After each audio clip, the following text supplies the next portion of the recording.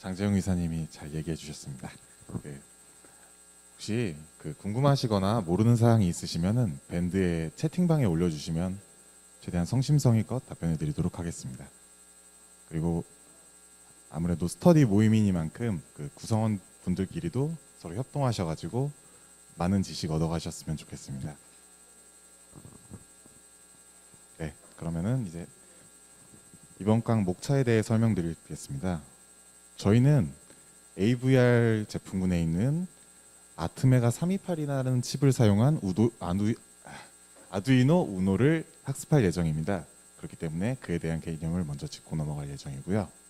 그리고 이 아두이노 우노 보드는 마이크로 컨트롤러에 속합니다. 그렇기 때문에 마이크로 컨트롤러와 그리고 또 마이크로 프로세서를 비교해 가면서 이 마이크로 컨트롤러가 어떤 것인지를 알아보도록 하겠습니다. 그리고 마이크로 컨트롤러의 핵심 요소 중에 하나가 이 메모리라는 겁니다.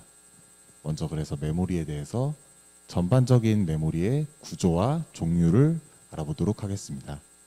그리고 그 중에서 아트메가 328은 어떤 메모리를 가지고 있는지에 대해서 짚어드리고 이번 강의를 마치도록 하겠습니다.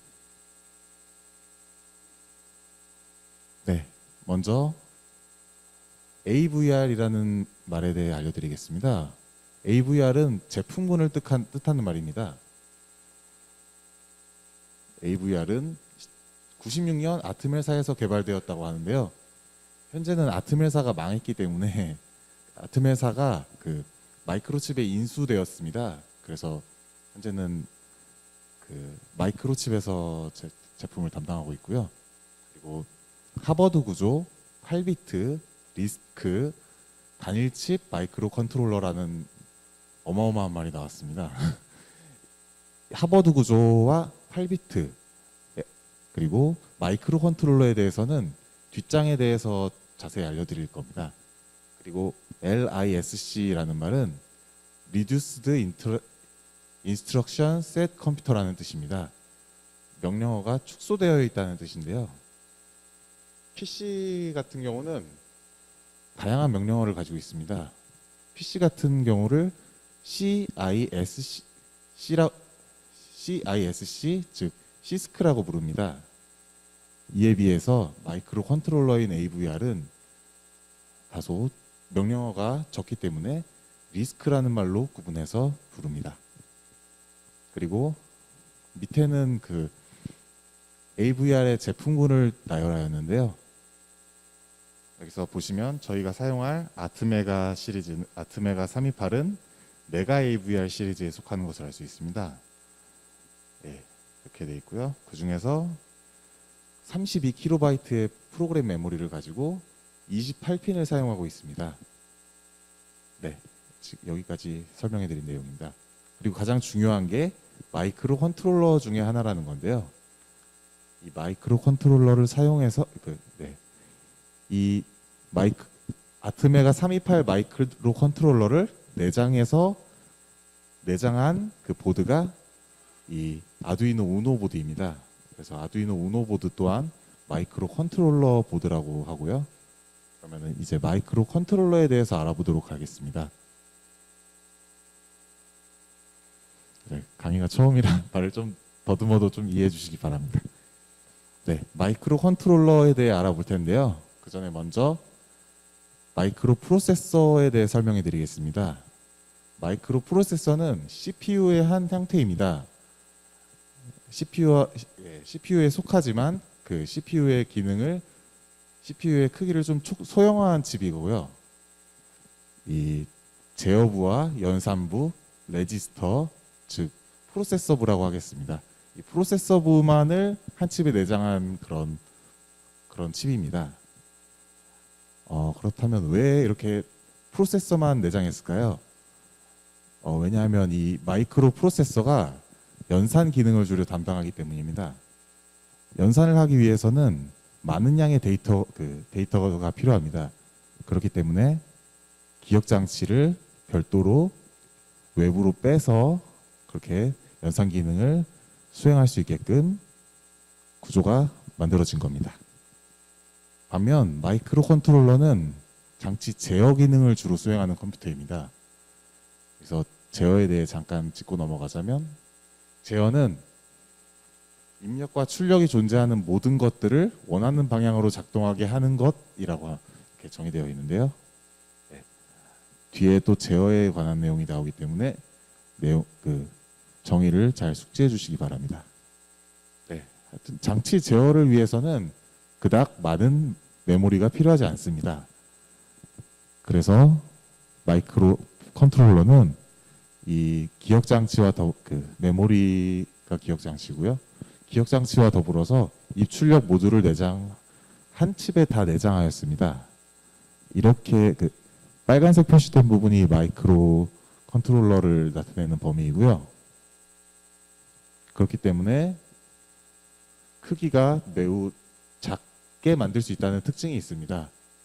그래서 인베디드 시스템에 주로 사용됩니다. 여기서 또 인베디드 시스템이란 기계나 기타 제어가 필요한 시스템에 대해 제어를 위한 특정 기능을 수행하는 컴퓨터 시스템으로 장치 내에 존재하는 전자 시스템이라고 되어 있습니다. 그래서 장치 내에 존재해야 되기 때문에 크기가 작을수록 유리합니다. 그렇기 때문에 이렇게 단위를 크게 묶어서 한 칩에 내장한 것이 특징입니다. 마이크로 컨트롤러의 장점은 먼저 입출력 모듈과 기억 장치를 다 한 칩에 내장해야 했기 때문에 소형화, 경량화가 가능하고 가격 또한 저렴해집니다. 그리고 다 칩 하나에 내장하기 때문에 유지 보수 또한 편리해집니다. 반면 마이크로 컨트롤러의 단점을 뽑자면 한정된 처리 능력이 있습니다. 이거는 마이크로 프로세서에 대비했을 때 나타나는 단점인데요.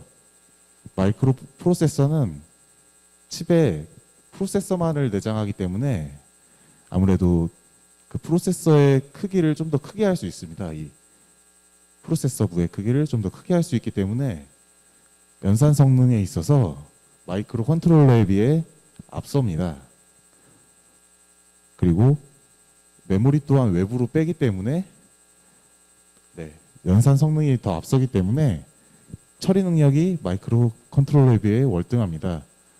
그렇기 때문에 상대적으로 마이크로 컨트롤러는 처리 능력이 떨어진다는 단점이 있는데요. 그리고 또 한 가지의 단점으로는 한정된 범용성이 있습니다. 이는 마이크로 프로세서가 장착한 운영체제의 유무에 따라서 나타나는 단점인데요. 운영체제는 상당히 무겁기 때문에 마이크로 컨트롤러에 운영체제를 설치하기란 어렵습니다. 그렇기 때문에 만약에 운영체제가 없을 경우는 이렇게 운영체제가 없으면 특정 작업을 위한 하나의 프로그램만을 설치하고 실행할 수 있는데요. 반면 예를 들어서 저희가 사용하는 윈도우 같은 경우는 메모장을 틀어놓고 동영상을 틀어도 되고 그렇게 다수의 프로그램의 설치와 실행이 가능합니다. 그렇기 때문에 상대적으로 마이크로 컨트롤러에 단점이 적용됩니다. 하지만 요새는 마이크로 컨트롤러와 마이크로 프로세서의 경계가 좀 모호해지고 있습니다. 마이크로 컨트롤러가 워낙 성능이 좋아지다 보니까 운영체제를 탑재하는 마이크로 컨트롤러도 다수 나오고 있는데요. 그렇기 때문에 경계가 다소 모호해지고 있다는 특징이 있습니다. 마이크로 컨트롤러는 다양하게 이용됩니다. 먼저 사물 인터넷 많이 들어보셨죠? 사물 인터넷의 정의는 각종 사물의 센서와 통신 기능을 내장해서 인터넷에 연결하는 기술입니다. 인터넷에 연결한다고 끝나는 게 아니겠죠. 이 센서를 제어하기 위해서는 마이크로 컨트롤러가 반드시 필요하게 됩니다. 그리고 다양한 분야에서 또 마이크로 컨트롤러가 이용됩니다. 먼저 위료 분야의 경우 위료기 제어라고 되어 있는데요. 예를 들자면 혈압기를 예로 들겠습니다. 제어라는 뜻의 정의에 맞게 입력과 출력을 제가 얘기 드릴 건데요. 혈압기는 먼저 혈류에 따른 그 압력차가 발생합니다. 그것이 인풋이 되고요. 그 인풋을 압력 센서로부터 받아서 마이크로 컨트롤러에서 특정한 의미 있는 숫자로 변환을 합니다. 그 숫자를 통해서 출력되는 혈압이 출력입니다. 그런 식으로 마이크로 컨트롤러가 그 센서로부터 받은 값을 의미 있는 값으로 변환시키는 과정, 그것 또한 마이크로 컨트롤러가 하는 일입니다. 그리고 신호등의 예로 들자면 신호등에 만약에 응급차가 출동을 하게 되면은 그 마이크로 컨트롤러에서 신호를 그 제어를 통해서 해당 신호등이 조금 더 빨리 파란불로 바뀐다든지 하는 식으로 신호를 보낼 수 있습니다. 그런 신호등 신호가 출력이 되겠고요. 그리고 이 경우에는 만약에 추심자가 나타나는 게 인풋이라면 이를 감시해서 이를 제어해서 그러니까 이를 디텍팅 해가지고 그 경보를 울린다든지 하는 식으로 출력을 내보낼 수 있겠죠. 여기에도 마이크로 컨트롤러가 사용될 수 있고, 예, 기타 다양한 부분에서 마이크로 컨트롤러가 사용될 수 있음을 알 수 있습니다. 네, 먼저 다음으로 메모리에 대해 말씀드릴 건데요. 이 메모리가 중요한 이유는 보시면은 여기 레지스터도 메모리에 속하고요.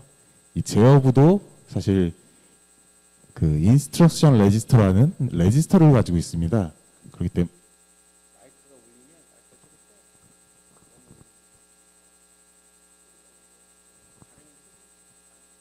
네. 그리고 연산부 또한 AC라는 레지스터가 포함되어 있는데요. 결국 이 모듈은 전부 다 이 프로세서 자체가 거의 메모리가 거의 대부분이라고 보셔도 무관합니다. 그렇기 때문에 저희는 메모리에 대해 좀 더 알아보도록 하겠습니다.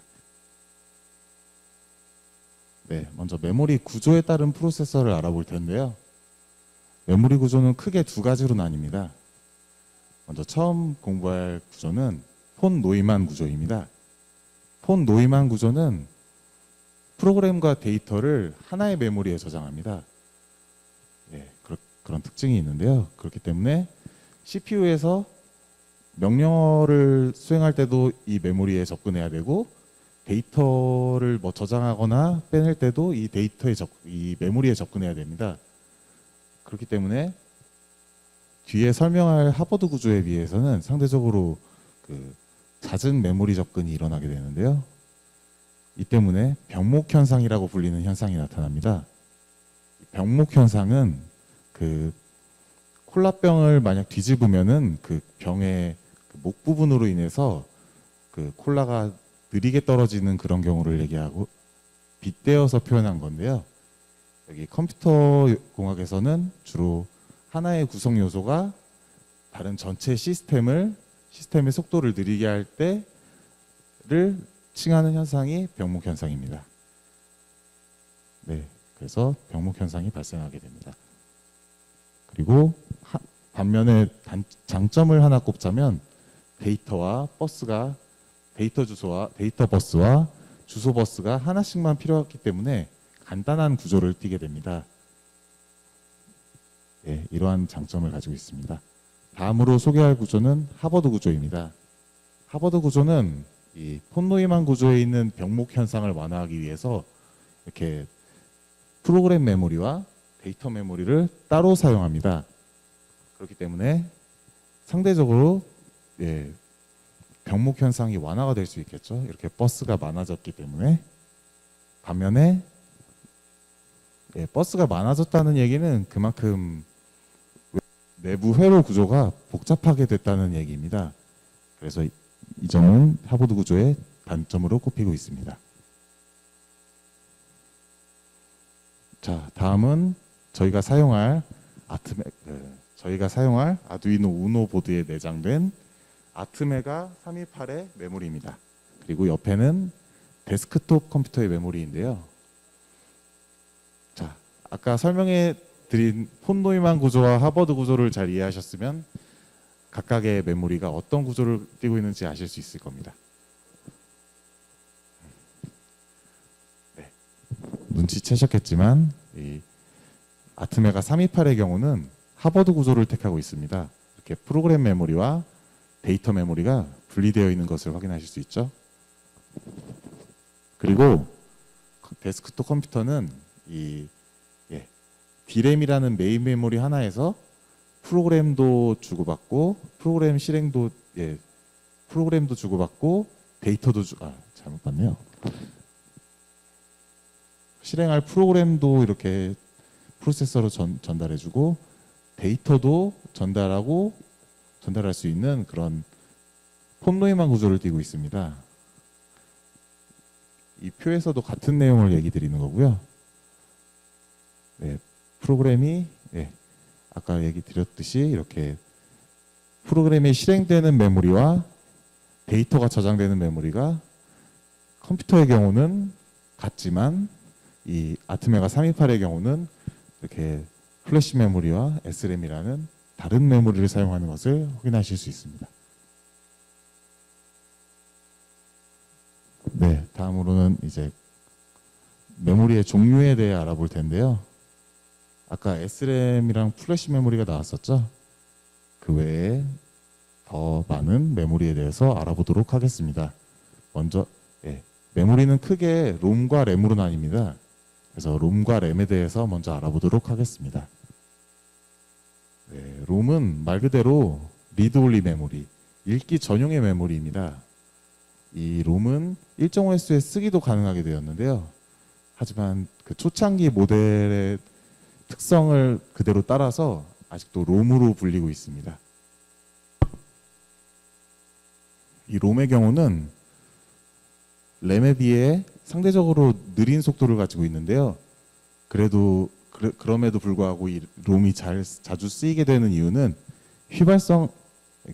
비휘발성이기 때문입니다.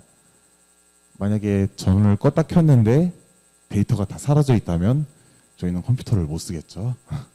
그렇기 때문에 롬은 메모리를 저장하는 데 있어서 중요한 역할을 합니다.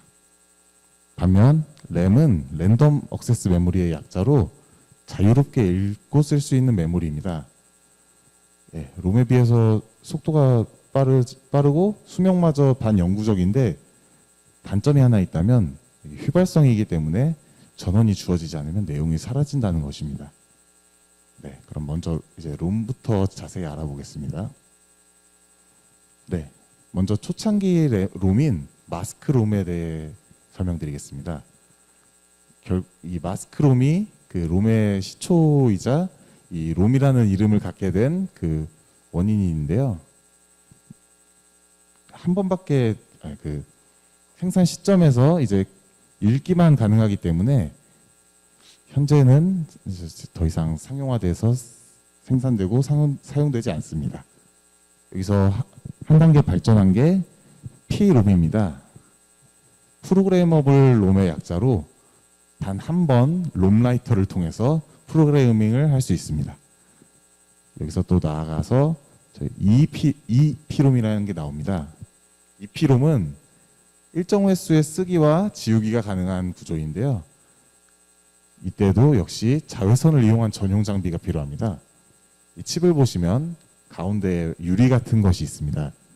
거기에 자외선을 쏘아주면 일정 횟수의 이렇게 쓰기가 가능하게 되는 그런 구조로 되어 있고요. 이 P롬과 이 P롬의 단점이 하나 있다면 아주 큰 단점인데요. 전용 장비를 통해서만 쓰기가 가능하다는 겁니다. 이를 보완한 게 바로 이 P롬입니다. 이 P롬은 말 그대로 일렉트리컬리 전기신호로 지우기와 쓰기가 가능하게 되었습니다. 그렇기 때문에 전용 장비가 필요 없어졌다는 엄청난 장점을 가지게 되었습니다. 반면 EEP롬도 역시 단점이 존재합니다. EEP롬은 바이트 단위로 쓰기 때문에 쓰기 속도가 굉장히 느린데요. 이 쓰기 속도를 좀 더 보완한 그것이 바로 저희가 자주 쓰는 플래시 메모리입니다. 플래시 메모리는 1984년 도시바에서 개발된 EEP롬의 변형입니다. EEP롬이 바이트 단위로 읽기와 쓰기가 가능했다면 이거를 개선해서 블록이라는 단위로 쓰기를 가능하게 하였습니다. 예, 블록 단위, 좀 더 많은 단위를 쓸 수 있는 대신 쓰기 횟수가 제한된다는 단점은 따라오고 있습니다.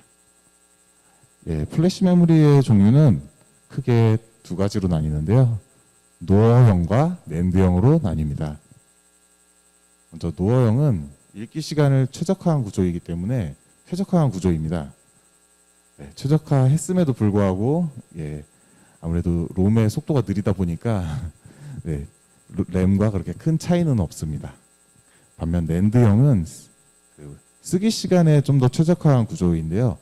집적도가 높기 때문에 좀 더 용량을 크게 만들기에 유리합니다.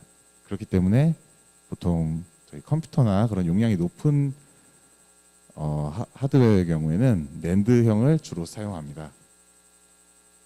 네, 뭐 SD 아니면 뭐 SSD 같은 데도 사용되고요. 네, 다음은 램에 대해 설명드리겠습니다. 램은 먼저 D램과 S램으로 나뉩니다. D램은 커패시터를 기반으로 한 그런 램입니다. 하나의 커패시터에 또 하나의 트랜지스터로 구성되어 있는데요.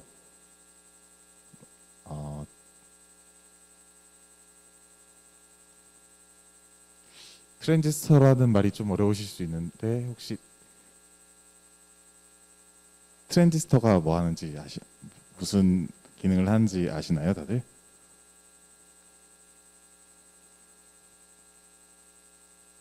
네, 그러면 그냥 트랜지스터라고만 설명을 해드리겠습니다. 그러면 아무래도 트랜지스터라는 말을 제대로 설명드리려면은 거의 한 학기 내용이 들어가기 때문에 간단하게 트랜지스터라고만 얘기하고 넘어가도록 하겠습니다. 결과적으로 간단한 구조를 가지고 있습니다. 그렇기 때문에 높은 직접도를 가지고 있어 메모리를 크게 만들기에 유리하고요. 하지만 치명적인 단점이 하나 있다면 이 커패시터라는 게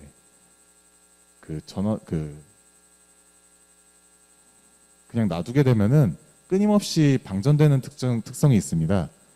여기서 확실히 아셔야 할 게 전원이 공급되는 것하고 그 데이터에 그러니까 하이 값이 들어가는 것은 다른 것입니다. 만약에 전원이 공급된다고 전부 다 데이터에 하이 값이 들어가게 되면 아마 지금 이런 데이터를 볼 수가 없겠죠. 예, 전원이 공급되는 동안에도 내용이 유지되지 않는다는 특징이 있습니다. 알아두셔야 되고요. 그래서 리플래시라고 하는 일종의 충전 과정이 필요합니다. 그리고 상대적으로 느린 속도와 저렴한 가격을 특징으로 하고 있습니다. 아무래도 커패시터 자체가 좀 싸기 때문에 저렴한 가격이 특징이고요. 다음으로는 이 플립플롭을 기반으로 한 S램입니다. 플립플롭이라고 하면 이것도 전공적인 내용이라서 플립플롭이 간단하게 설명드리자면은 1비트의 정보를 저장할 수 있는 어떤 소자다라고만 이해해 주시면 좋겠습니다. 네, 그래서 플립플롭을 기반으로 하고 있습니다. 플립플롭은 아까 얘기 드린 트랜지스터가 6개가 들어갑니다. 그렇기 때문에 이 DRAM에 비해서 상대적으로 복잡한 구조를 가지고 있는데요. 복잡하기 때문에 낮은 집적도를 가지게 됩니다. 그러니까 1비트를 구현하기 위해 필요한 용적이 더 크기 때문에 좀 더 집적도가 낮아질 수밖에 없겠죠. SRAM의 장점을 하나 꼽자면 일단 전원이 공급되는 동안 내용이 유지된다는 장점이 있습니다. 전원이 공급되는 동안 내용은 유지되지만 전원이 꺼진다면 내용은 유지되지 않습니다.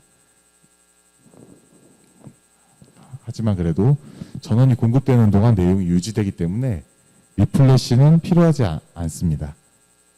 아까 커패시터 같은 경우는 계속해서 방전이 일어나기 때문에 리플래시가 필요한 반면 SRAM은 리플래시가 필요하지 않습니다. 네, 그리고 상대적으로 빠른 속도와 아무래도 좀 더 복잡한 구조를 가지고 있기 때문에 높은 가격을 가지고 있습니다. 네, 다음으로는 SRAM의 일종인 레지스터입니다. 따로 제가 램하고 분류를 했는데요. 예, 그만큼 중요하다는 뜻입니다. 저희가 아마 12강까지 4주차까지 실습을 하면서 레지스터라는 말을 엄청 많이 듣게 될 겁니다. 그만큼 중요합니다. 네, 다시 설명드리겠습니다. 레지스터는 SRAM의 일종으로 컴퓨터 프로세서 내에서 자료를 보관하는 아주 빠른 기억 장소라고 되어 있습니다. 네, 좀 더 추가 설명을 드리자면 레지스터는 컴퓨터의 프로세서부와 메모리 간의 데이터 전송을 매개하는 역할을 합니다. 네, 그렇게 알아두시면 되겠습니다.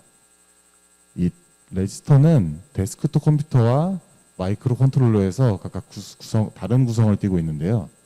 먼저 데스크톱 컴퓨터의 레지스터에 대해서 얘기 드리겠습니다. 데스크톱 컴퓨터의 레지스터는 CPU 내부에 존재하는 임시 공간을 얘기합니다. 아까 얘기 드렸다시피 프로세서와 메모리를 매개하는 역할을 하기 때문에 프로그램 실행 직전에 명령어와 데이터가 위치합니다. 그리고 컴퓨터의 레지스터는 범용 레지스터만 있습니다. 이 범용 레지스터가 뭐냐면 피연산자나 계산 결과를 임시적으로 저장하는 그런 레지스터입니다. 네, 아까 말씀드렸던 매개 역할을 한다는 게 바로 이런 내용입니다. 임시적으로 이 피연산자를 저장해 뒀다가 바로 CPU로 전송하거나 아니면 메모리로 전송을 하는 식으로 이렇게 레지스터가 연결다리 역할을 하는 겁니다. 네, 컴퓨터에서는 레지스터를 사용하는 일이 거의 없습니다. 반면에 마이크로 컨트롤러의 레지스터는 범용 레지스터만 있는 게 아니라 전용 레지스터도 있습니다. 이 전용 레지스터는 주변 장치와 데이터 교환을 위해 사용하는 레지스터인데요. 이 전용 레지스터에는 여러 가지가 있는데 그 중에 입출력 레지스터라는 게 있습니다. 이게 마이크로 컨트롤러에서는 굉장히 중요하게 됩니다. 왜냐하면 이 데이터 입출력에 반드시 필요한 레지스터이기 때문입니다. 자, 그리고 여기 C 프로그래밍에서 이름을 변경할 수 없는 변수와 비슷한 역할이라고 하였는데요. 자, 이에 대해 알아보기 위해서 책의 끝부분에 부록 페이지를 펼쳐보도록 하겠습니다.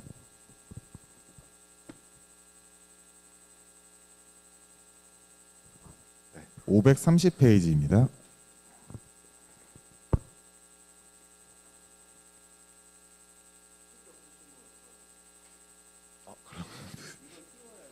알겠습니다.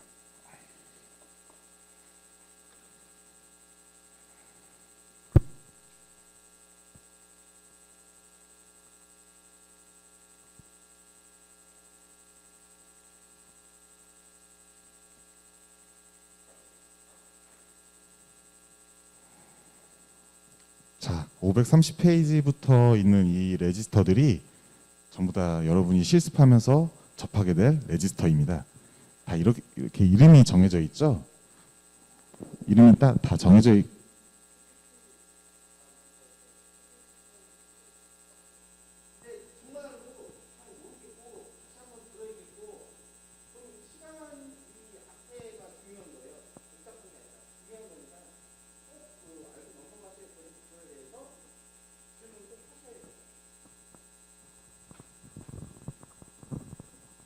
좋은 말씀 감사합니다. 예, 모르는 분이 많으셨다고 하니까 좀 더 질문 시간을 질문을 자유롭게 해주시기 바랍니다. 잠시만요.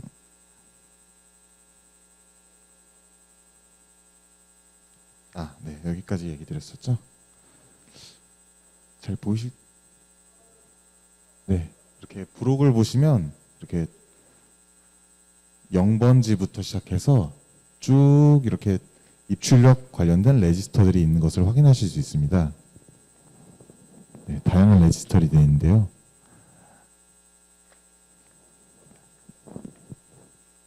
지금 예.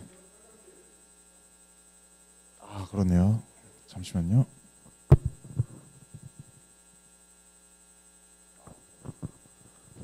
네. 지금부터 앞으로 4주 동안 배우게 될 레지스터가 이게 전부입니다. 어떻게 보면 많아 보이실 수도 있는데 실습을 하시면서 차근차근 익혀 나가시면 충분히 응용하실 수 있게 되리라 생각합니다. 아직 이 레지스터를 저도 전부 외우지는 못했습니다. 다만 실습 도중에 필요할 때마다 이렇게 페이지를 펴보시면서 이 레지스터는 어떤 기능을 하는지 그런 거에 대해서 되짚어 보셨으면 좋겠습니다. 네, 다시 강의로 넘어가겠습니다.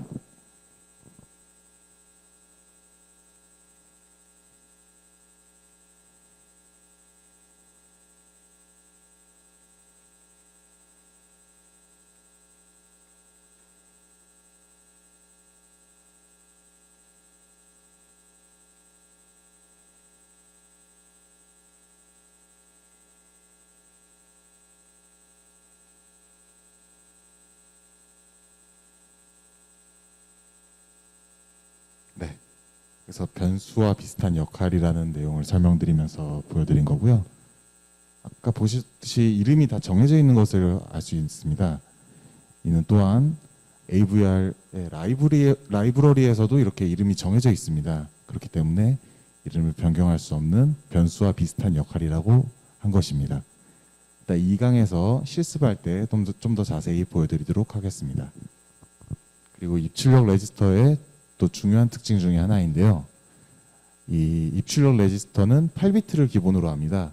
왜냐하면은 이 아트메가 328 마이크로 컨트롤러가 8비트 단위로 연산을 하기 때문인데요.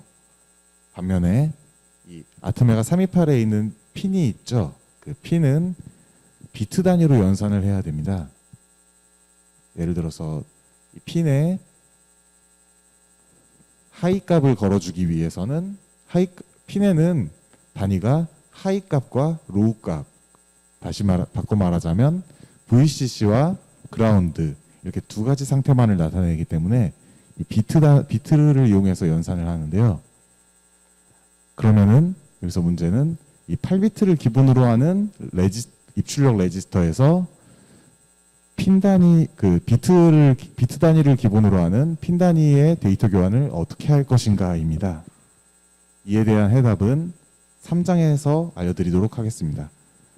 먼저 해답만 말씀드리자면 비트 연산자를 이용해서 비트 단위 연산을 합니다. 네, 넘어가겠습니다. 네, 이제는 아트메가 328의 메모리에 대해 알아보겠습니다. 아트메가 328은 그 두 가지 구조 중에서 하버드 구조를 사용합니다. 이 프로그램과 데이터를 위한 메모리가 분리된 구조를 얘기하고요. 그리고 플래시 메모리와 SRAM, EEPROM을 각각 프로그램 메모리, 데이터 메모리, 그리고 데이터의 영구 저장을 위한 메모리로 사용합니다. 이 세 번째인 EEPROM은 잘 사용하지 않는데요. 그 이유는 뒤에서 또 알려드리겠습니다. 네, 아까 말씀드렸듯이 32KB의 메모리를 가지고 있고요. 플래시 메모리는. 네, 다 설명드린 내용이기 때문에 넘어가도록 하겠습니다. 네.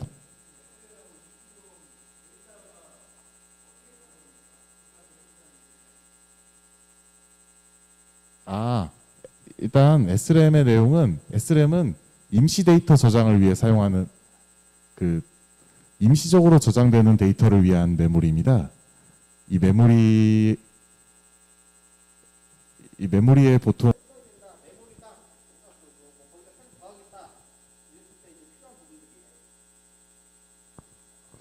네, 좋은 말씀 감사합니다.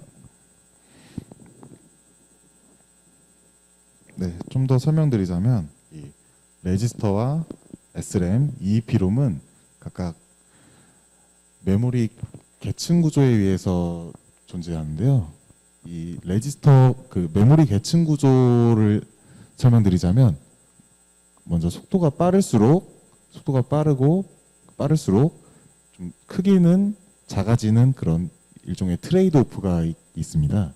그렇기 때문에 속도가 매우 빠르지만 크기는 작은 레지스터를 CPU의 내부에 부착하고, 그리고 크기는 중간이지만 그 메모리 크기는 중간이지만 속도 또한 중간인 SRAM을 그 중간 부분에 부착한 겁니다. 그런데 EEPROM은 사실 크기 면에서도 그렇게 우위를 보이지는 않습니다. 그렇기 때문에 EEPROM을 자주 사용하지는 않습니다. 뒤에 설명드릴 내용인데 좀 미리 설명드렸습니다. 그리고 이제 이해되셨나요? 네, 넘어가겠습니다. 네, 먼저 플래시 메모리부터 조금 더 자세히 설명드릴 텐데요. 플래시 메모리는 프로그램 저장을 위한 프로그램 메모리입니다. 앞에서도 설명드렸었죠. 32KB고요. 이 32KB인데 여기서의 명령어는 16비트 크기로 맞춰져 있습니다. 그렇기 때문에 32KB를 16비트로 표현하려면 16K개의 주소가 필요합니다. 이 부분 좀 이해가 어려우실 수 있을 것 같아서 그림으로 알려드리겠습니다. 쉬었다요? 네, 먼저 10분 쉬었다가 다시 시작하겠습니다. K개의 주소가 필요하다 그랬죠? 네, 먼저 이 마이크로 컨트롤러는 8비트 단위로 연산을 한다고 했습니다. 하지만 이 기계 명령어는 16비트 아니면 32비트로 연산을 한다고 했는데요. 여기서 플래시 메모리는 16비트로 단위로 구성이 되어 있습니다. 따라서 하나의 주소가 2바이트를 필요로 하는데요. 그러면은 이 전체가 32KB입니다. 그렇다면 이 32KB의 주소를 모두 나타내기 위해서는 2바이트 곱하기 16K개의 이 주소를 나타낼 수 있는 그 주소값이 필요하게 됩니다. 왜냐하면 16비트 단위로 이렇게 연산을 할 수 있기 때문에 16비트 단위로 구성이 되어 있기 때문에 이 16비트마다 하나의 주소를 가지고 있는 게 돼서 16K개의 주소가 필요하게 되는 거죠. 그리고 이 16K개의 주소를 저장하기 위해서는 14비트가 필요하다고 하는데, 이는 16K를 비트로 나타내면 2의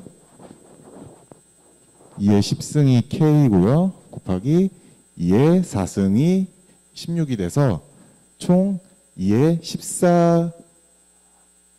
14개, 그러니까 비트로 따지면은 14비트가 필요하게 됩니다. 14비트로 표현할 수 있는 숫자가 2의 14개이기 때문에 이렇게 14비트의 주소를 사용해서 표현하게 되는 겁니다. 16K개.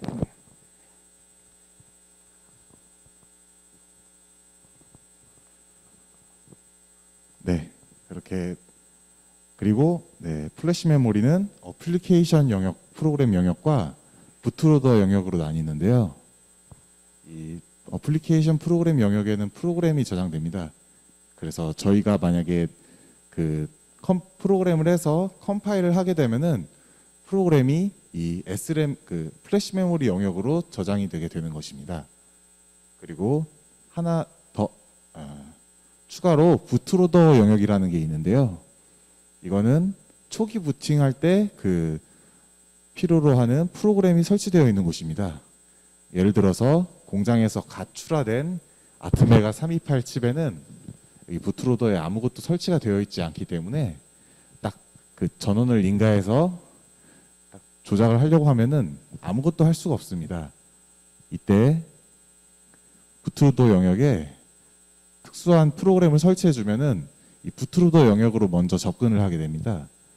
그로 인해서 이렇게 부팅에 필요한 정보들을 받아오게 되고 칩이 정상적으로 동작을 하고 프로그래밍을 할 수 있게끔 되는 겁니다.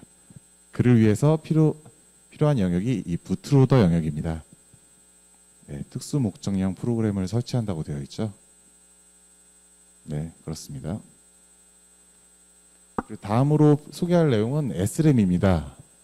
아까 보여드렸던 그 입출력 레지스터와 범용 레지스터는 전부 여기에 저장되어 있습니다. 이 저장되어 있다는 게 물리적으로 저장되어 있다는 것이 아니고요. 이 입출력 레지스터 아까 부록을 자세히 보셨다면 그 입출력 레지스터마다 각각의 주소를 가지고 있는 것을 알 수 있습니다. 그래서 이 입출력 레지스터의 주소를 통해서 SRAM에서 레지스터로 접근을 할 수 있게 되는 겁니다. 주소를 통해서 접근해서 그 레지스터에 저장되어 있는 변수값을 SRAM으로 불러오고 또 이 레지스터에 쓰고 하는 게 가능합니다. 네, 그렇습니다. 아까 보셨던 레지스터가 이 확장 입출력 레지스터까지의 레지스터였습니다. 그 부록에는 확장 입출력 레지스터까지 서술되어 있습니다. 네, 마지막으로 EEPROM입니다. EEPROM은 데이터의 영구 저장을 위한 메모리인데요. EEPROM은 원래 이 아트메가 제품군에 존재하지 않았는데요. 328에서 EEPROM이 추가되었습니다. 그렇기 때문에 그 제3의 주소 공간을 사용합니다. 다른 주소 공간을 사용한다는 거죠. 그래서 번지 값으로만 접근이 가능하고요. 네, 아까 말씀드렸다시피 읽기 동작이 느리고 동작 또한 빠르지 않고 크기가 작기 때문에 잘 사용하지 않는다고 얘기 드렸었습니다. 근데 한 가지 정정할 점은 그 아두이노 우노에서는 잘 사용하지 않지만 그 실제 상용화하기 위한 제품에서는 이 데이터 기록 후 잦은 읽기가 필요한 경우에 잘 그 프로그램을 저장하기 위한 용도로 사용된다고 합니다. 네, 이 점 정정하기 바랍니다. 크기가 다를 수 있는데 크기 큰 거 들어있으셔도 상관없습니다. 그리고 다음으로 RTC 모듈입니다. 여기 동그란 건전지가 안에 들어있는 거인데요. 네. 잘 안 보이네요. 예, 맞습니다. 동그란 건전지가 있는 게 특징인데요. 확인해 주시고요. 네, 그리고 이건 미세먼지 센서입니다. 이 선 타입이 이렇게 뾰족하게 나와 있는지 확인해 주시기 바랍니다. 이런 헤더를 가지고 있는 선이 있어야 합니다.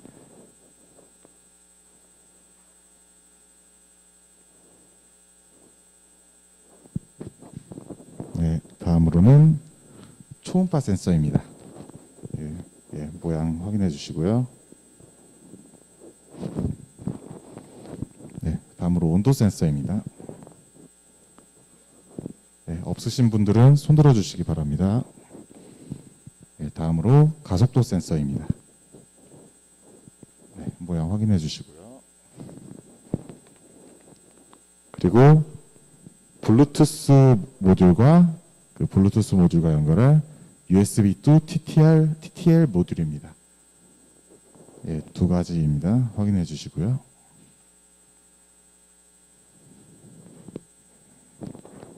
예, 다음으로 밑에 있는 부품들을 볼 텐데요.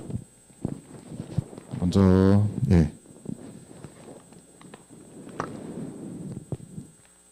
AVR ISP 이 케이블과 ISP 다운로더와 이 케이블이 두 개가 있으셔야 됩니다. 예, 이렇게 생긴 USB 케이블인데 하나가 아니라 두 개가 있으셔야지 됩니다. 예, 꼬여 있어가지고 지금 그냥 두 개 있는지 확인해 주시기 바랍니다. 없으세요? 네, 잠시만요.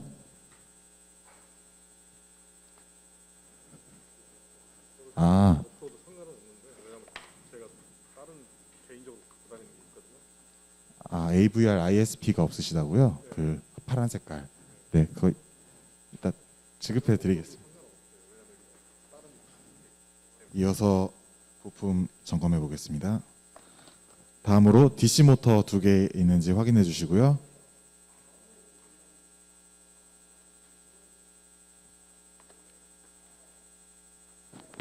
다음으로 DC 모터에 연결할 이 배터리 팩까지 있는지 확인해 주시기 바랍니다.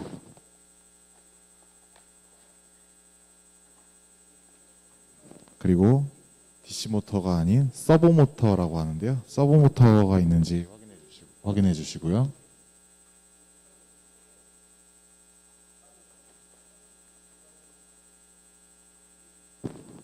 네. DC 모터에 들어갈 모터 드라이브도 있는지 확인해 주시기 바랍니다.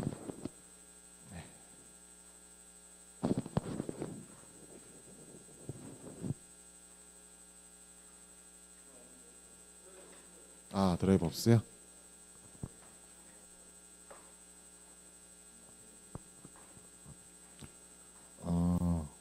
네, 없으시네요. 여기 써주시면은 제가 지급해서 드리겠습니다.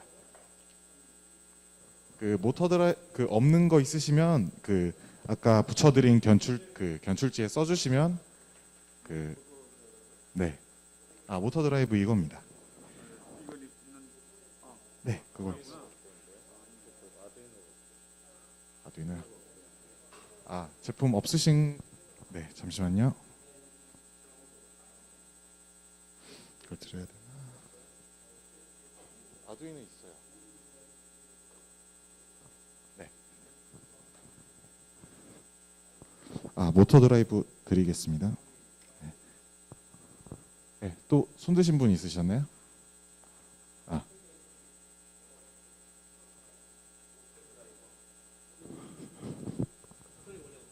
네, 배터리는 아직 안 드렸습니다. 모터 드라이브. 네, 지금은 제가 없어가지고 써놓으시면 일단 충당해 놓겠습니다. 아니요, 모터 드라이브 안 나가요 오늘.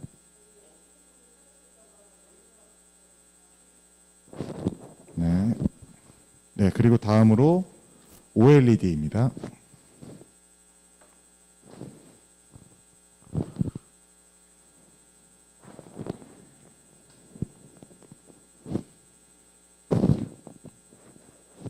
네, 그리고 마지막으로 아두이노 우노 보드하고 빵판을 확인해 주시기 바랍니다.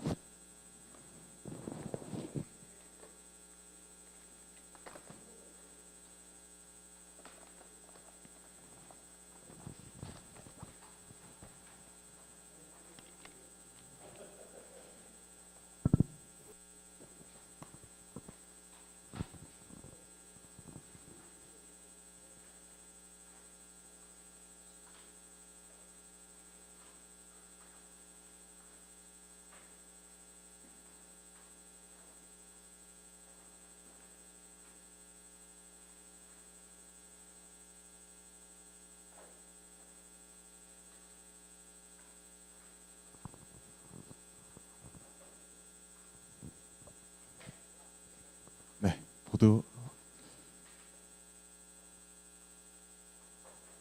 네, 보드. 네, 잘 확인해 주시고요.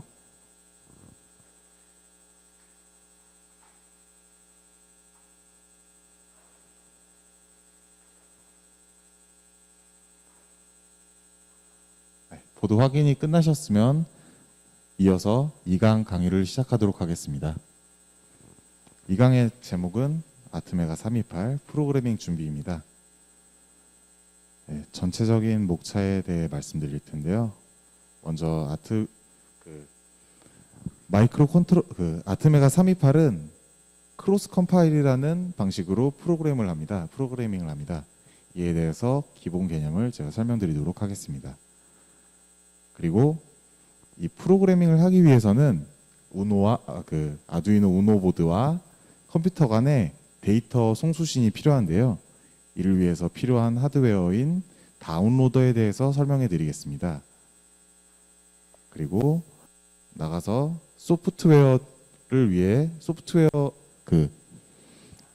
프로그래밍을 하기 위해 필요한 소프트웨어를 설명해 드리도록 하겠습니다. 그리고 설치하고 테스트하는 과정까지 직접 저와 함께 실습해 보도록 하겠습니다. 이 테스트하는 과정에서 그 포트하고 DDR이라는 말이 나오게 되는데요. 이 내용에 대해 설명해 드리기 위해 데이터 입출력 방법에 대해서 간단하게 설명해 드리고 이 강의를 마치도록 하겠습니다. 네, 먼저 프로그래밍에 필요한 기본 개념입니다. 이 아두이노 우노 보드는 그 개발 시스템이 필요로 합니다. 그 목적 시스템에 해당합니다. 그 개발된 프로그램이 실행되는 환경이죠. 이 우노는 용량이 작기 때문에 이 보드 내에서 직접 프로그램을 하고 그 프로그램을 실행할 수 없습니다. 따라서 그 프로그램을 개발하기 위한 개발 시스템이 필요한데요. 이 개발 시스템은 아두이노 우노 보드에서 실행될 그 기계어 파일을 생성해 주는 프로그램입니다.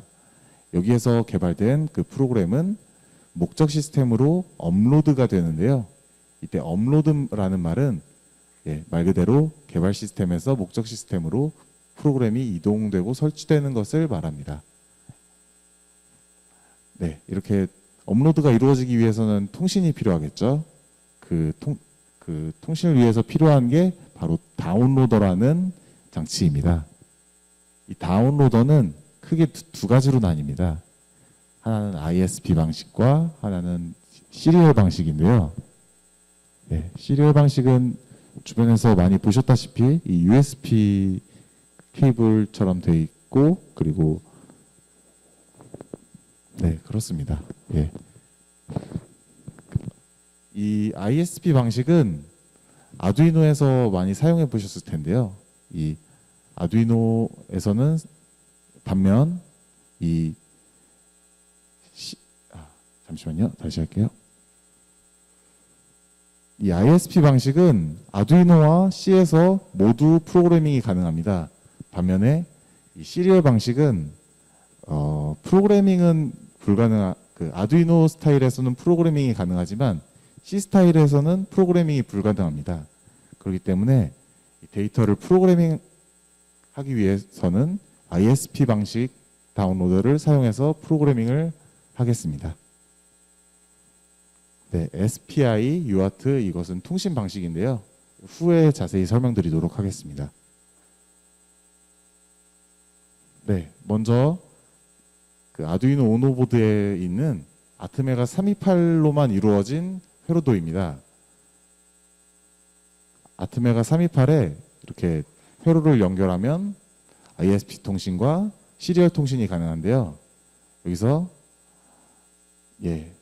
이 아두이노 우노 보드에는 이 기능이 모두 구현이 되어 있습니다.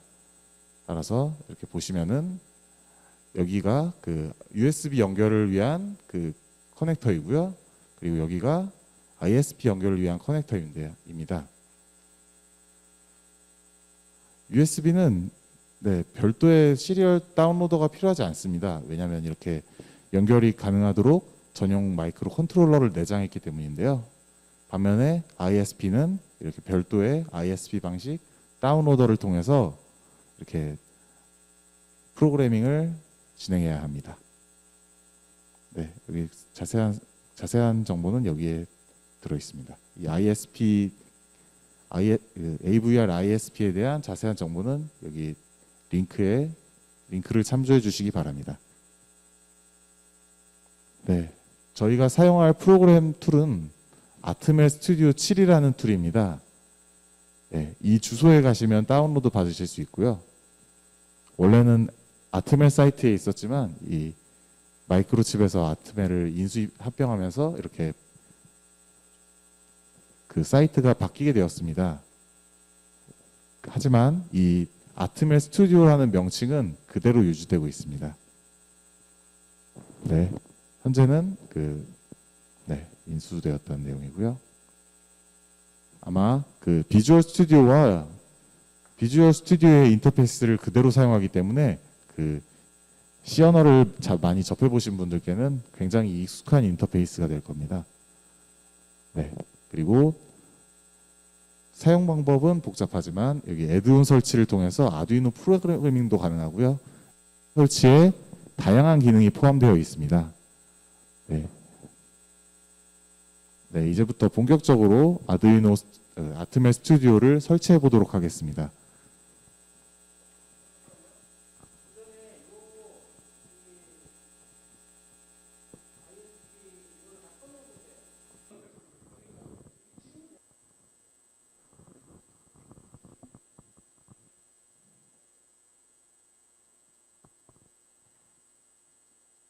혹시 몰라서 이 다운받을 때 참조하실 페이지를 올려놨습니다.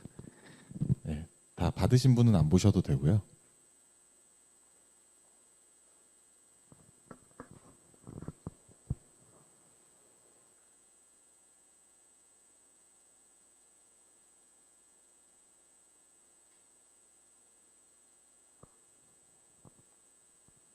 아, 그리고 아까 그 장이사님이 얘기해 주셨, 그 장재웅님께서 얘기해 주셨던 그 아트메가 328만으로 이렇게 회로를 구성하는 게 예시, 그 예시가 이겁니다. 이렇게 아두이노 우노 보드로 구현하면 아두이노 우노 보드에는 이미 이렇게 통신을 위한 기능이 구현되어 있기 때문에 쉽게 저희가 이 다운로드를 할 수 있지만 이렇게 328 칩만으로도 한번 회로를 구성해 보시는 것을 추천드립니다. 네, 만약 이걸 하실 수 있으면 좀 더 본인의 회로 역량이 늘어나게 되겠죠.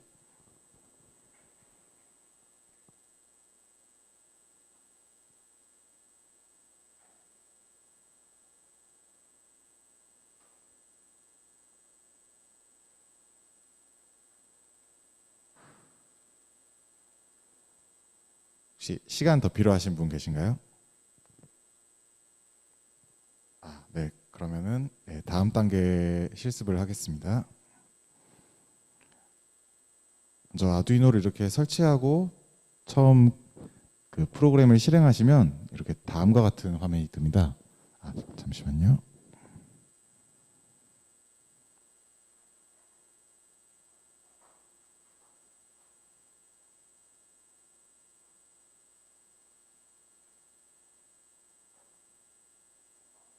예, 다음과 같은 화면이 뜨는데요.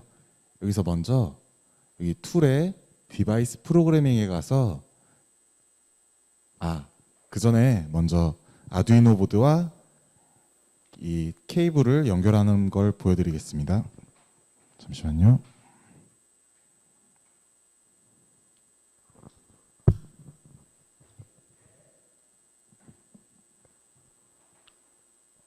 제가 나눠드린 툴박스를 보면은 이렇게 생긴 USB 케이블이 있을 겁니다. 이 USB 케이블을 하나 뽑아주시고요. 이걸 B타입 USB라고 하는데요. 이 USB를 이 ISP 구멍에다가 넣어줍니다.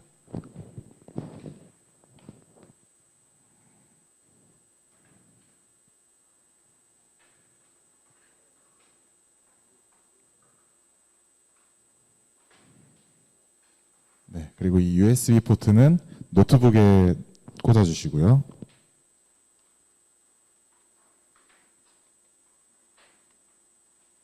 네, 이렇게 꽂아주시면 이렇게 한번 빨간불이 들어왔다가 꺼지는 것을 확인하실 수 있습니다. 예, 이것까지 확인하셨으면 예, 정상 동작하는 거라고 할 수 있습니다. 다시 한번 보여드릴게요. 네.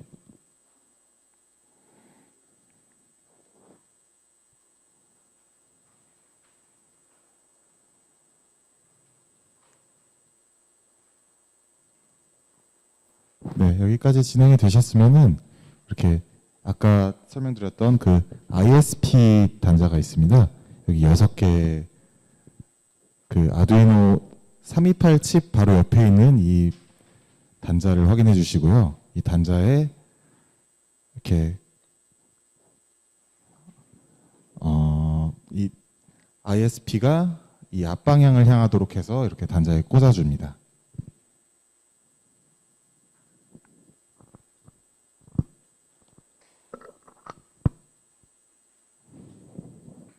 네, 꽂아주시면 여기 우노라는 글자 옆에 이 초록색 불이 들어오는 것을 확인하실 수 있습니다.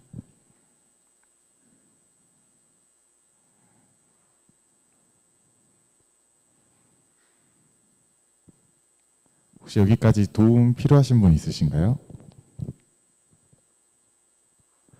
네, 그러면은 계속 진행하겠습니다.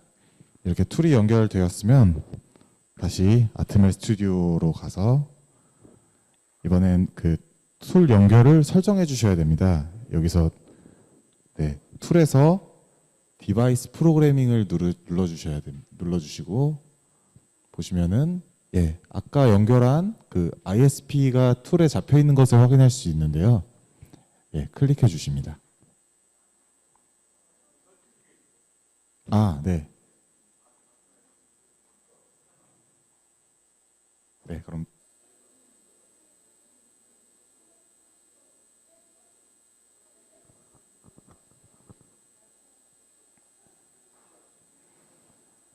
네, 강의 시작하겠습니다.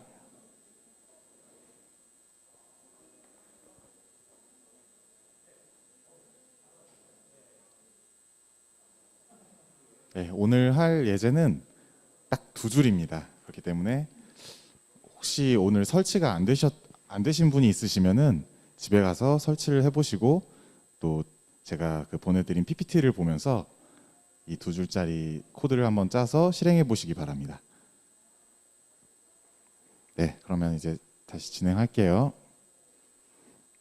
아까 그 디바이스 프로그래밍까지 말씀드렸었습니다. 이 툴에서 디바이스 프로그래밍을 눌러주시고 여기 연결이 완료되셨으면 이렇게 AVR ISP가 잡힐 겁니다. 이렇게 잡히면 그 다음에 본인이 속한 그 디바이스를 선택해 주셔야 하는데요. 저희가 그 사용하는 그 AVR 제품군은 아트메가 328P입니다.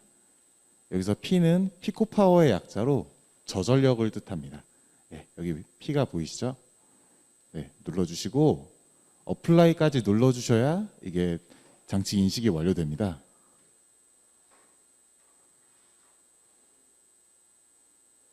네, 이렇게 완료가 되었으면 나머지 그 디바이스 시그니처나 이 타겟 볼티지도 이렇게 제대로 작동이 안 되는 경우가 있죠.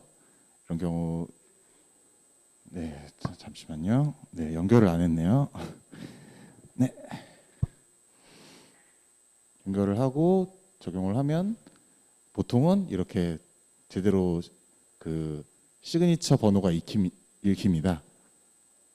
이렇게 정상적으로 이렇게 동작이 되는 걸 확인하신 다음에 이제 코드 작성을 본격적으로 시작해 볼 텐데요. 먼저 파일에 New를 클릭하시고 잠시만요. 네, 프로젝트를 눌러줍니다. 저희는 C로 된 파일을 작성할 거기 때문에 C executable 프로젝트를 선택할 거고요. 네, 이름은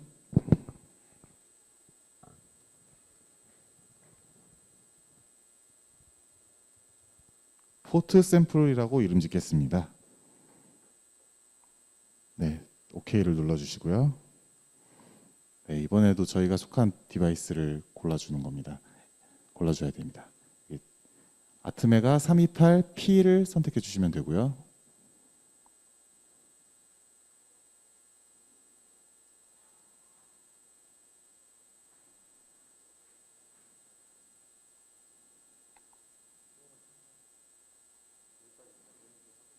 네.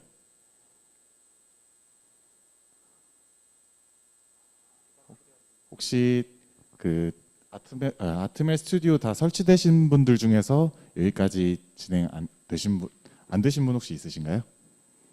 아트멜 설치 안 되신 분은 일단 집에서 해보시는 걸로 하고요.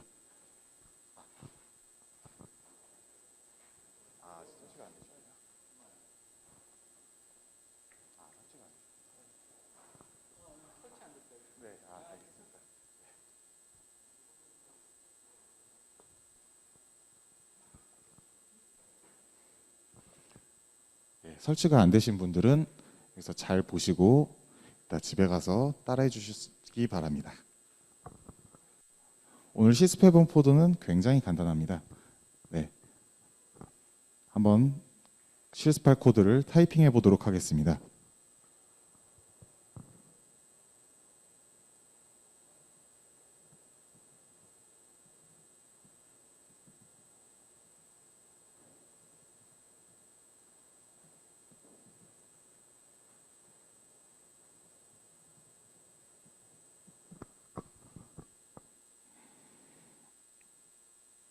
네, 이렇게 타이핑하시면 되고요.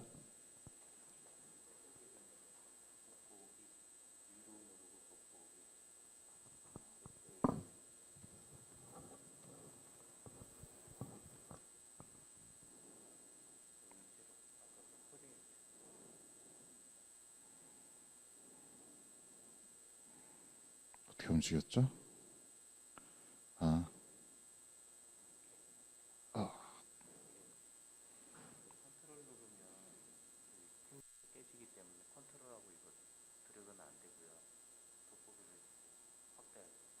네.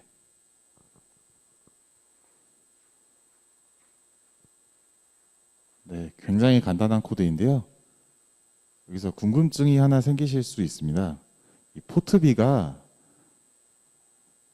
포트비를 자세히 보시면 이렇게 주소값이 되어 있는데요. 그런데 이 주소값인데 거기에 변수를 넣었다는 거죠.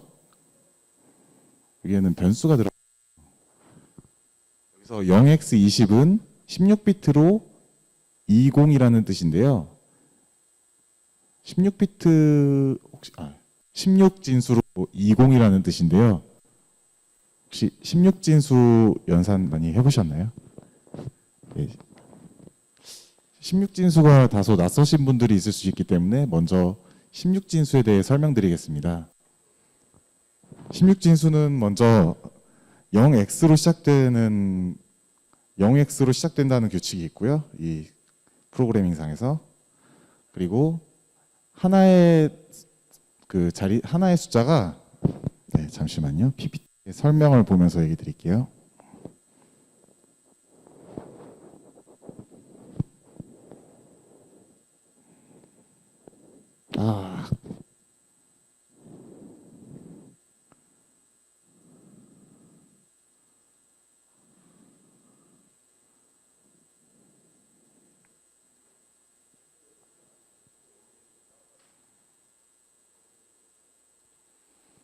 십진수가 한 자리에 0에서 9까지를 표현한다면 16진수는 0에서 F까지를 표현합니다. 그럼 16진수는 왜 쓰는 걸까요? 그럼 바로 저희가 작성하는 툴인 마이크로 컨트롤러가 비트 단위로 연산을 하기 때문에 비트로 이루어진 연산을 하기 때문인데요. 이 16진수를 이진수로 풀었으면 다음과 같습니다.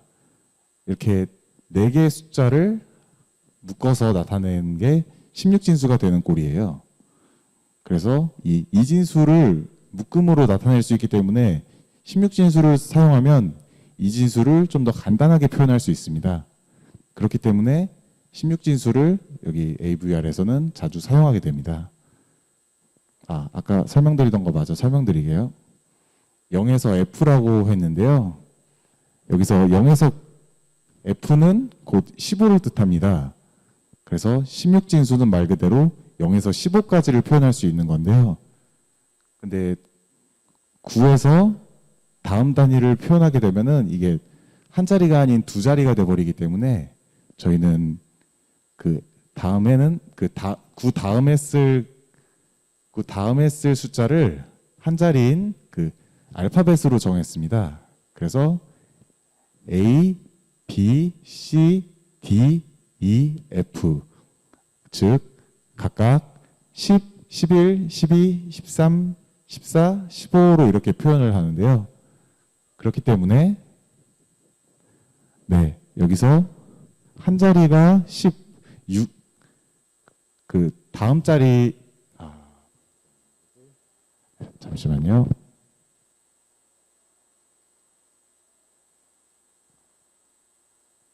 여기서 15라는 F라는 값을 넘어서게 되면은 이렇게 다음 자리에 표시를 해주게 됩니다. 여기서 1의 값은 즉 16을 나타내는 것이죠. 그렇기 때문에 이 0x20은 32라는 십진수를 나타내는 겁니다. 이거를 이진수로 이해하시면 좀 더 이해하기가 쉬우실 수 있는데요. 32를 이진수로 나타내면 이진수는 한 자리에 0, 1로 표현되기 때문에 1을 넘어서는 2의 값을 표현하기 위해서는 자릿수를 뛰어넘어야 됩니다. 즉 이진수에서 이 한 자리는 2의 n승이 되는 것이죠. 그래서 보면은 이 여섯 번째 자릿수에 1이 있죠. 그러면은 이거는 2의 6승이 되는 겁니다. 2의 5승이 되는 겁니다. 왜냐하면 이게 여기가 n의 2의 n승 마이너스 1승이 되기 때문이죠. 각 자릿수가 1, 2, 4, 8 이런 식으로 자릿수마다 그 숫자가 그 크기의 숫자를 갖습니다. 그렇기 때문에 여기는 2의 5승인 32를 표현하는 게 됩니다. 이 개념 되게 중요한데 혹시 이해 안 되시는 분 있으신가요? 저희는 이렇게 8비트로 연산을 하기 때문에 이렇게 8개의 이진수로 표현된 그런 레지스터들을 굉장히 많이 접하게 될 겁니다. 그렇기 때문에 이 개념을 꼭 이해하고 계셔야 됩니다. 자, 그러면은 이해하신 걸로 알고 이 두 줄 코드를 한번 분석해 볼 텐데요. 그 전에 한 가지 의문이 드실 수 있습니다. 여기는 아까 얘기 드리던 내용 마저 또 얘기 드리겠습니다. 여기에는 0x20이라는 그 변수가 있는데 여기에는 포트가 있죠. 그래서 이 포트 DDRB라는 무슨 레지스터 같은 게 있죠. DDRB라는 변수가 있죠. 이거를 보면은 이걸 입출력 레지스터라고 합니다. 포트를 한번 볼 텐데요. 보게 되면 이렇게 주소가 써 있습니다. 아까 브록에 보시면은 그 입출력 레지스터라고 하는 게 있는데요. 제가 설명드렸었던 그 브록을 펴보시게 되면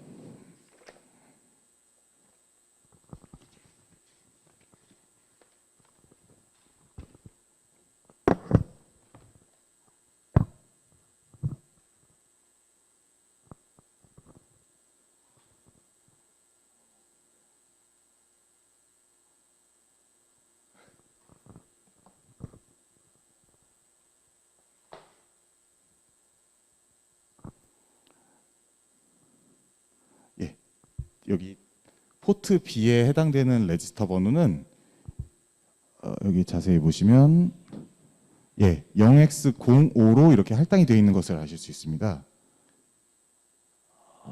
흐리네. 잠시만요.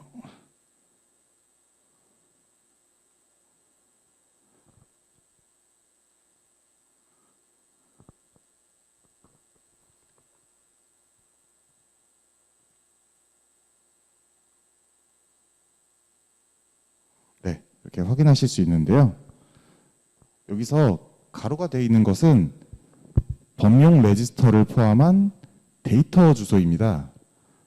여기서 특이하게도 이 데이터 주소와 입출력 주소는 구분이 되어 있습니다.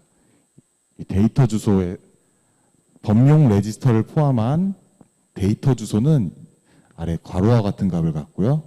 이렇게 입출력 부분만을 다룬 입출력 레지스터만을 다룬 이 부분의 입출력 주소는 이렇게 거기서 오프셋 값을 빼준 0x05라는 값을 가지게 됩니다. 이 범용 레지스터가 아까 잘 보셨으면 아시겠지만 32개로 이루어져 있거든요. 그렇기 때문에 잠시만요. 아까 보여드렸던 PPT를 한번 다시 보여드리겠습니다. 네, 보시면은 레지스터가 32개로 이루어져 있습니다. 이를 16진법으로 나타내면 0x20이라고 나타낼 수 있는데요. 그렇기 때문에 0x20이라는 그 값을 뺀 나머지 값이 그 범용 레지스터를 뺀 나머지 입출력 레지스터 값이 되기 때문에 이렇게 설정을 해두었습니다. 그래서 이렇게 0호가 있는 거고요. 예, 그리고 포인터를 배워보신 분이라면 알겠지만 이 주소에다가 변수값을 쓰면 이게 엉뚱한 값이 나옵니다. 그래서 이 주소값의 그 주소값이 가르치는 주소값에 데이터를 넣기 위해서 그 주소 번지에 데이터를 넣기 위해서 이렇게 sprIO8이라는 이런 함수를 썼습니다. 네, 여기 안까지는 제가 설명드리지 않을 건데요. 여기를 보시면은 그 포인터형으로 형변환이라는 것을 하는 부분이 있습니다. 따라서 이 영어 번지의 데이터에 접근을 할 수 있게끔 해주는 함수가 들어있다고 이해하시면 됩니다. 그래서 이 포트 B라고만 입력을 해주셔도 이 포트 B에 해당되는 주소 안에 변수가 올바르게 저장이 됩니다. 네, 이 부분은 좀 포인터에 대한 이해가 약간 필요한 부분이기 때문에 혹시 이해를 못하셔도 좌절하시거나 하지 않으셔도 됩니다. 네, 그렇게 중요한 부분은 아니고요. 네, 그러면은 해당 코드를 한번 빌드하고 디버그 해볼 텐데요. 먼저 여기 빌드 창을 눌러 주십니다. 그리고 여기 리빌드 솔루션과 빌드 솔루션이 있는데요. 이 빌드 솔루션은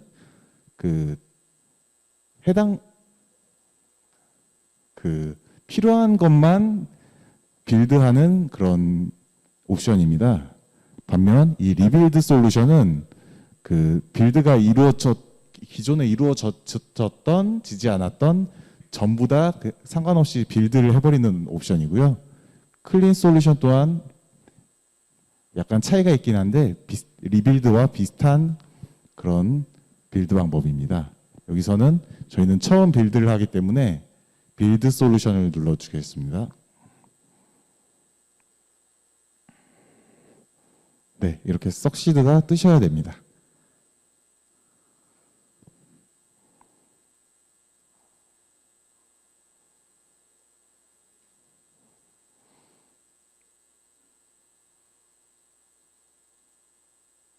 여기까지 다 진행되시나요?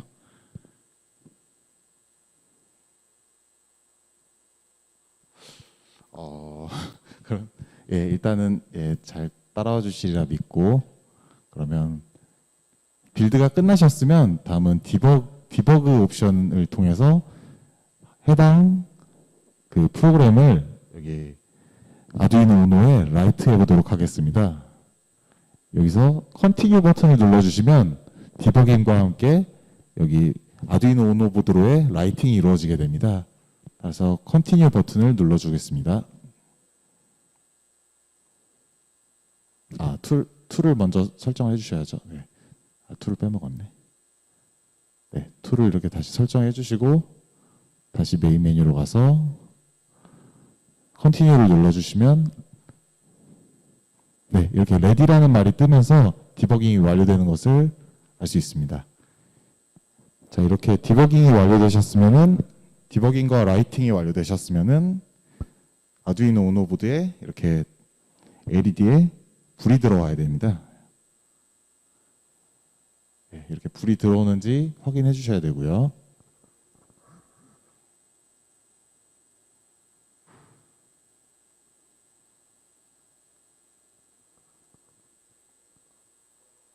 네, 여기까지가 PPT에 설명을 해드렸기 때문에 혹시 오늘 다 못 따라오시더라도 이 PPT를 보시면서 차근차근히 따라해 보시기 바랍니다. 네, LED 확인. 네, 아까 설명드렸던 내용이고요. 네, 이 LED가 깜빡일 수 있는 이유는 이 각각의 핀마다 다양한 기능을 할 수 있도록 설정이 되어 있기 때문입니다. 이 핀 하나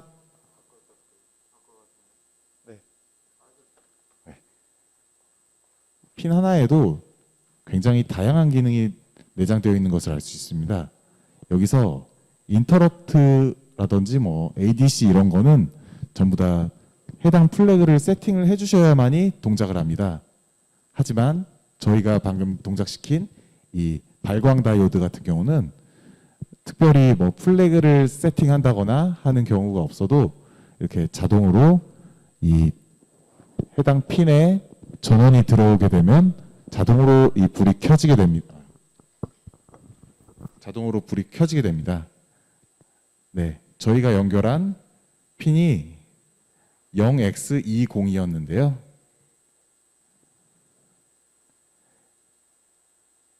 이게 그 각 자릿수를 핀 번호로 이렇게 나타낸 겁니다.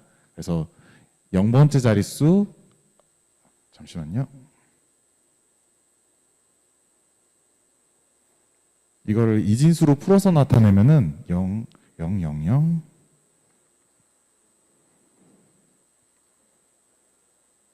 네, 이렇게, 잠시만요. 이렇게 나타내어지는데요. 포트 번호를 할당하는 공식은 그냥 각 자릿수를 이렇게 자릿수별로 포트를 할당한 겁니다. 그래서 이 첫 번째 자릿수는 포트 0번, 두 번째는 1번, 2번, 3번 이런 식으로 포트가 할당되어 있는데요. 따라서 0x20은 다섯 번째이기 때문에 포트 5번으로 할당이 되어 있습니다. 따라서 지금 저희가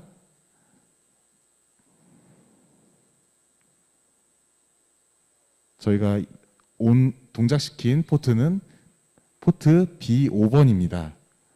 B5번을 보면은 이렇게 여러 가지 기능이 연결되어 있는데요. 이 중에 발광 다이오드가 있기 때문에 여기 13번 핀 바로 옆에 있는 발광 다이오드가 켜진 겁니다. 네, 이렇게 이해해 주시면 되고요.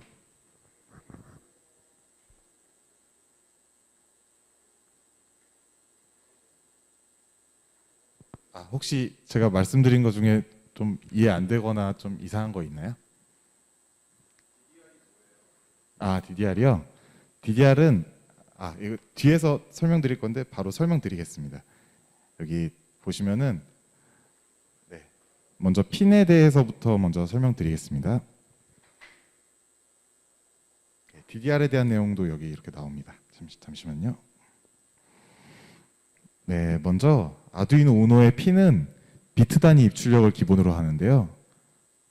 이 핀을 나타내는 방식은 PXN으로 나타냅니다. 여기서 P는 포트를 나타내요. 그 포트가 일단은 이 아두이노 연산의 기본이 됩니다. 왜냐하면 8비트로 연산을 하기 때문에 그 연산 단위에 맞춰서 포트를 이렇게 정해 놓은 건데요. 포트는 바이트 단위로 이루어져 있습니다. 8개 핀을 모은 바이트 단위로 이루어져 있고요. 여기서 하나의 핀을 지정하고자 하면은 이렇게 포트 내에 비트 번호를 이렇게 뒤에 써주는 식으로 핀을 지정해 줄 수 있습니다. 예, 이렇게 하고요. 그리고 이렇게 핀의 번호를 지정할 때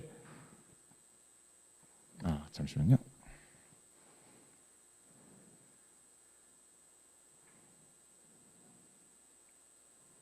네, 이렇게 핀의 번호를 지정할 때는 그 레지스터가 사용됩니다. 핀의 기능을 지정할 때는 레지스터가 사용됩니다. 잠시만요. 지금 정신이 없어서 잠시만요.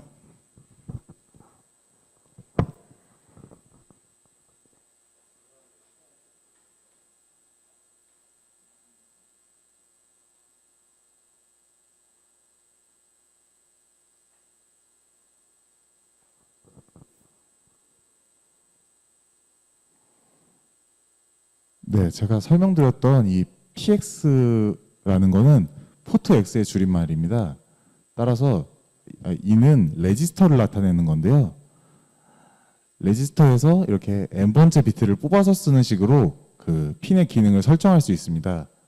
한마디로 말하면 레지스터를 통해서 핀의 그 온오프를 설정할 수 있다는 얘기입니다.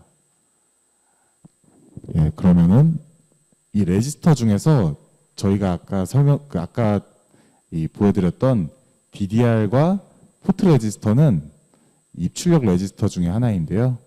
그거에 대한 설명을 끝으로 하도록 하겠습니다.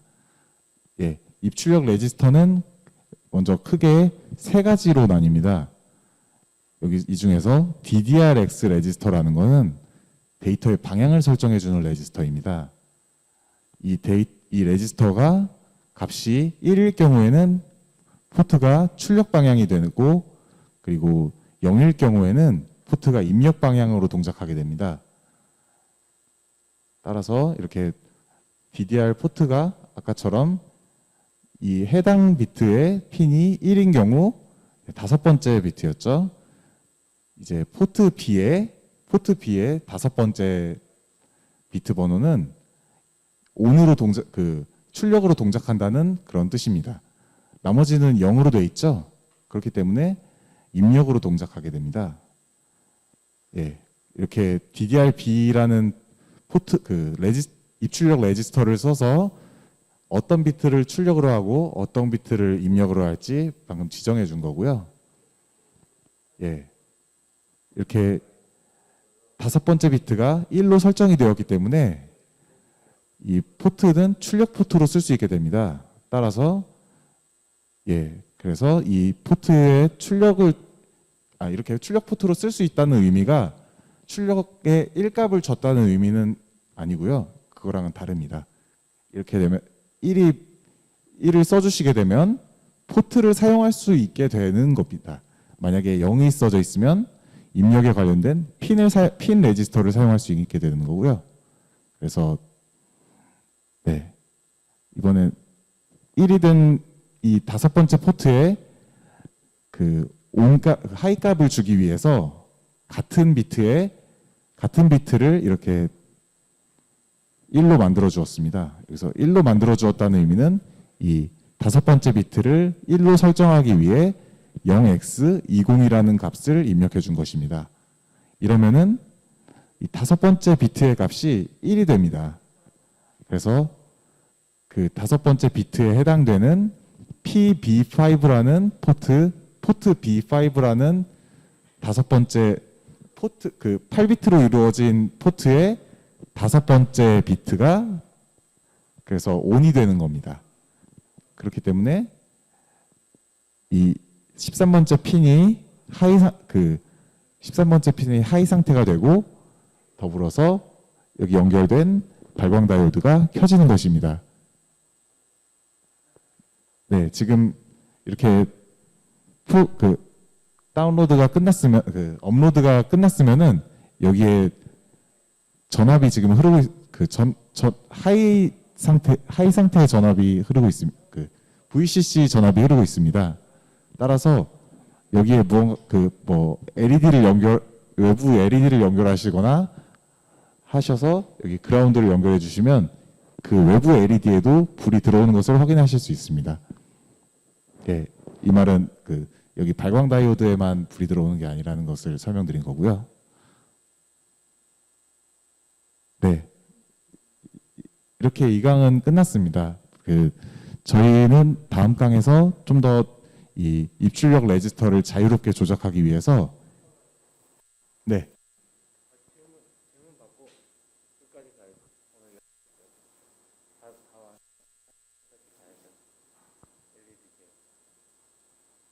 일찍 끝내라고 하셨는데 일찍 끝낸다고 하셨는데 끝내라는 법은 없지. 끝나면은 지금 분명한 정리해야 돼요. 아니야, 해야지. 다 못하신 거 다 하셨나요? 예, 그러니까 빌드에다가 빌드하시고 라이팅하는 것까지 다 끝나셨나요?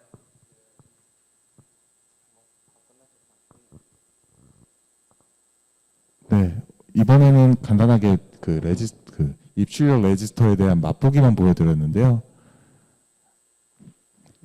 다음 시간에는 레지스터를 조작하기 위한 비트 연산자에 대해 배워볼 거고요.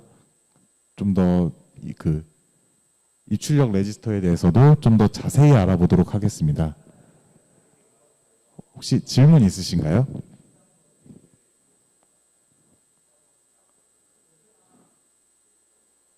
네. 네.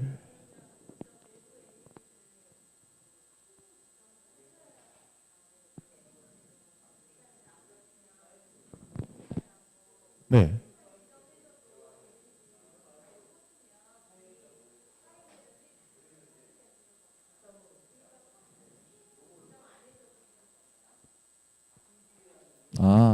핀을 이미 여기서 지정을 해주신 겁니다. 이 0x20이라는 게 여기 보시면은 첫 번째 0번 포트, 1번 포트, 2번 포트, 3번 포트, 4번 포트 그런 식으로 네.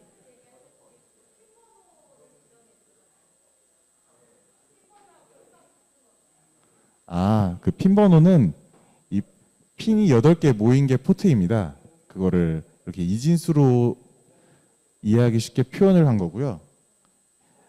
보시면은 포트가 그 핀이 8개라서 그걸 제어해야 되잖아요. 그걸 각각 이진수로 표현한 겁니다. 그래서 이 포트 내에 첫 번째 핀이 이 첫 번째 자릿수의 이진수고요. 두 번째 핀이 그 두 번째 자릿수의 이진수입니다. 이거는 식으로 네, 맞습니다. 이렇게 이 가장 첫 번째 그 가장 나타내는 수가 적은 거를 LSB라고 하는데요. LSB 혹시 들어보셨나요? MSB하고 LSB 들어보셨나요? 네, 그러면은 좀 더 간단하게 설명드리면 가장 낮은 자릿수입니다. 이 가장 낮은 자릿수를 핀 0으로 하기로 이렇게 정리를 한 겁니다. 그 포트 0으로 하기로. 그래서 포트 0은 이 핀 0, 그러니까 포트에서 이 한 자리는 핀을 나타내는 거예요. 그래서 네, 포트에서 그 포트가 입력 모드로 쓰일 경우는 핀이라고 하고요. 그걸 출력 모드로 쓸 경우는 따로 포트라고 이렇게 그냥 얘기를 하는 겁니다. 포트는 그 출력으로도 쓰이고 그냥 그 포트 자체를 나타내는 걸로도 쓰입니다.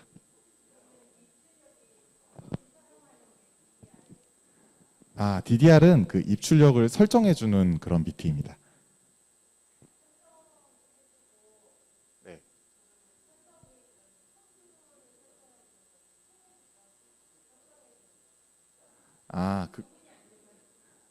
이걸 DDR로 먼저 입력을 할지 출력을 할지 설정해 주시고 다음에 그 입력 비트를 설정하시고 싶으시면은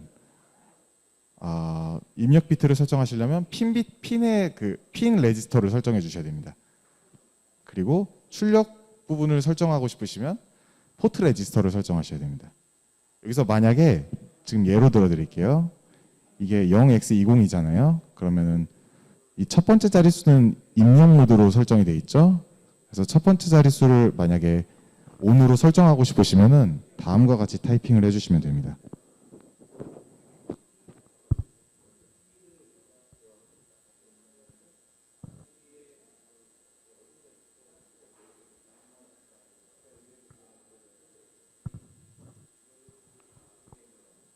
네, 이렇게 해주시면은 포트 B의 0번 포트 B0이 이렇게 ON이 되는 것을 그 입력 모드가 되는 것을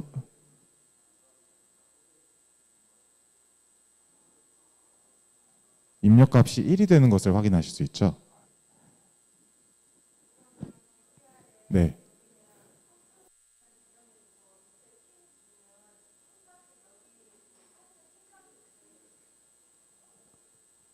다시 한번 말씀해 주시겠습니까? 아, 어, 간단하게 말씀드리면 포트는 출력일 때 설정할 수, 그 비트를 설정할 수 있고요. 먼저 이거를 그럼 설명드리면 좀 더 이해하실 수 있을 것 같습니다. 이 DDR이 0x20으로 돼 있잖아요. 네, 네. 다섯 번째 포트를 지정해 준다고 할 수도 있는데요. 다르게 말하면 그 다섯 번째 포트를 출력으로 지정해 주는 겁니다. 네.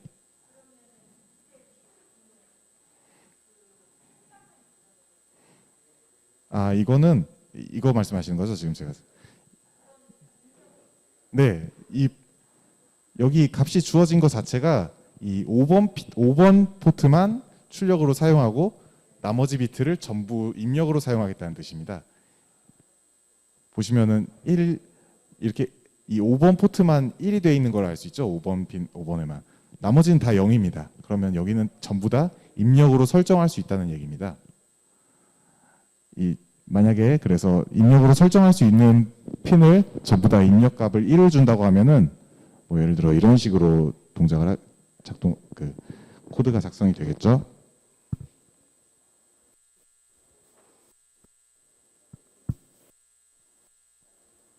네, 이렇게도 코드를 짤 수 있습니다.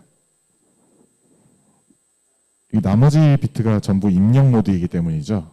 이러면은 입력값이 1이 들어오는 것을 입력값이 1이 들어오게끔 설정이 된 겁니다. 이거를 미리 보여드릴게요. 이걸 보면 좀 더 이해하기 쉬우실 겁니다.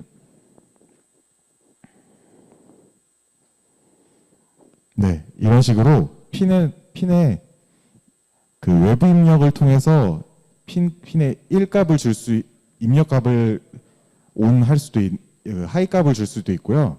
이 CPU를 통해서 그 내부에서 입력값을 1로 줄 수도 있습니다. 저희가 지금 한 경우는 이 내부에서 CPU를 통해 DDR 값을 설정하고 그리고 핀 값을 조절하여 이 핀 값에 1을 준 경우입니다. 방금 한 예제가 그런 예제입니다.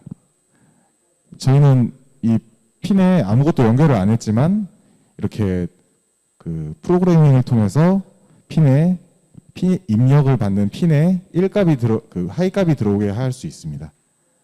네, 그런 설정을 하는 지금 내용입니다. 혹시 네.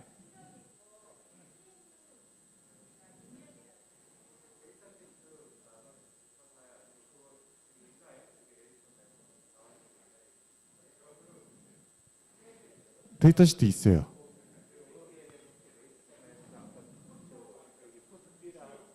예. 그거 있어요.